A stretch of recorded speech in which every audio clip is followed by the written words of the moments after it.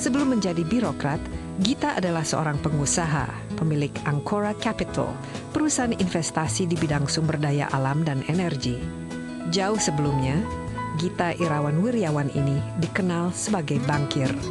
Gita yang lahir pada tanggal 21 September tahun 1965 menempuh pendidikan S1 di Kennedy School of Government di Harvard University Amerika Serikat pada tahun 1992. Ia mengambil jurusan administrasi bisnis, dan begitu lulus ia langsung bekerja di bank. Pada tahun 2000, Gita berhasil menamatkan kuliah S2-nya juga di Harvard, dan ia lalu bekerja di Goldman Sachs Singapura hingga tahun 2004. Setahun kemudian, pindah bekerja ke ST Telekom Singapura. Di perusahaan tersebut, ia bekerja selama kurang lebih 1 tahun, sebelum akhirnya berlabuh ke JP Morgan Indonesia.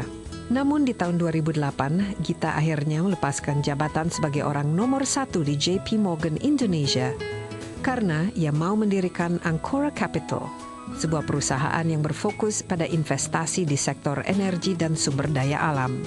Kesuksesan Gita dalam mengelola perusahaan tak lepas dari kekuatan relasi yang ia miliki sejak kuliah di Harvard.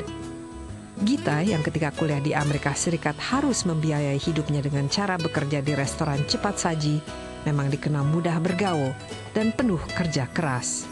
Tidak mengherankan bila ia memiliki banyak relasi dan mampu meraih sukses dengan cepat. Dan kesuksesannya itu kini ia bagi dengan cara aktif memberikan beasiswa kepada anak-anak muda berprestasi agar bisa mengenyam pendidikan di universitas termuka seperti di Harvard, Cambridge, dan Oxford.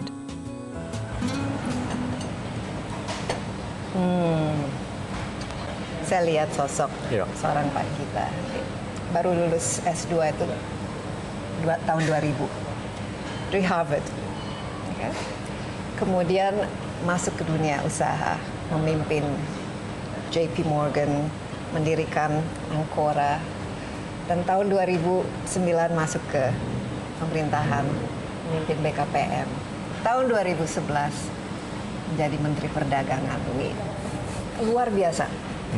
Cepat sekali dalam karir seseorang yang masih dalam usia yang sangat muda, yang membuat karir itu berjalan begitu pesat.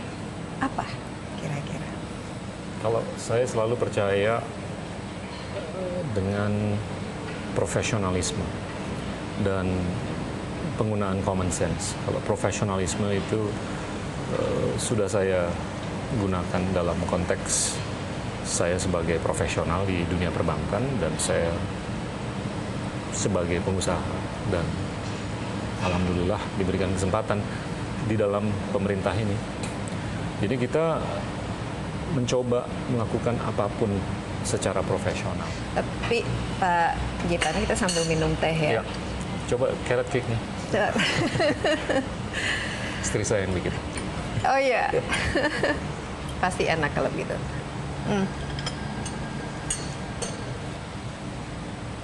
Saya tertarik mungkin kalau jadi pengusaha itu kan urusannya yang menciptakan suatu bisnis dan dengan tujuan profit oriented. Tapi setelah masuk ke pemerintahan itu kan berarti harus ada perubahan, bukan saja mindset tapi pemahaman terhadap apa yang harus dilakukan. Itu harus ada semacam perubahan yang tiba-tiba dilakukan dan harus ada pembelajaran terhadap diri sendiri, cara memandang sesuatu. Ada cukup banyak pembelajaran yang sudah dan tetap harus dilakukan. Tapi kalau di korporat itu kan kita pemikirannya bottom line, profit or loss. Ya. Shareholders, pendapatan dikurangi pembiayaan, profit or loss. Kalau di pemerintahan itu outputnya adalah kebijakan. Ya. Dan untuk masyarakat. Iya, dan kebijakan itu bukan untuk satu orang saja. Nah, itu yang benar-benar harus jernih.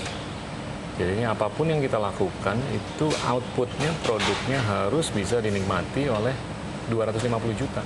Dan yang kedua, yang kita aplikasikan best practice dari korporat ke pemerintahan adalah SDM. Dan itu saya nggak itu harga mati untuk saya. Jadi SDM di pemerintah, di lembaga pemerintah itu benar-benar harus disesuaikan dengan objektif kita. Dan apapun fasilitasi yang harus dilakukan agar mereka menjadi SDM yang top, itu harus kita lakukan. Ada perubahan dari Gita Wirjawan sebagai pengusaha dan sekarang menjadi seorang menteri. Terlihat perubahan pada diri sendiri. Sangat. Saya udah nggak berpikir profit lagi. Saya nggak lebih. Ya kalau saya sih kedepannya saya ngelihat ini kita harus sebanyak mungkin ngelihat kedepannya nih bullish untuk Indonesia. Tapi kan waktu terbatas ya, semakin tinggi jabatannya dan semakin banyak yang dipegang, olahraga, menteri dan lain sebagainya, itu waktu kan juga kurang. Pasti dikomplain dong, kurang perhatian oleh anak istri. Ya, Papanya sibuk sekali. Saya kalau weekend itu saya semaksimal mungkin dengan keluarga.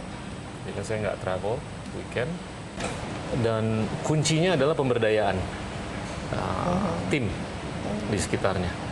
Jadinya kalau ngurusin badminton, ya kita pilih tim yang solid untuk bisa dilakukan pendelegasian. Dan itu sudah dilakukan di Kementerian Perdagangan juga, golf juga, dan segalanya. Tapi cintanya terhadap musik tetap jalan ya? Masih, masih main piano? Jarang tapi masih. Bisa dengerin nggak? Boleh. Ada piano nggak di sini? Ada. Oke. Bisa mainin satu lagu? Boleh. Yuk.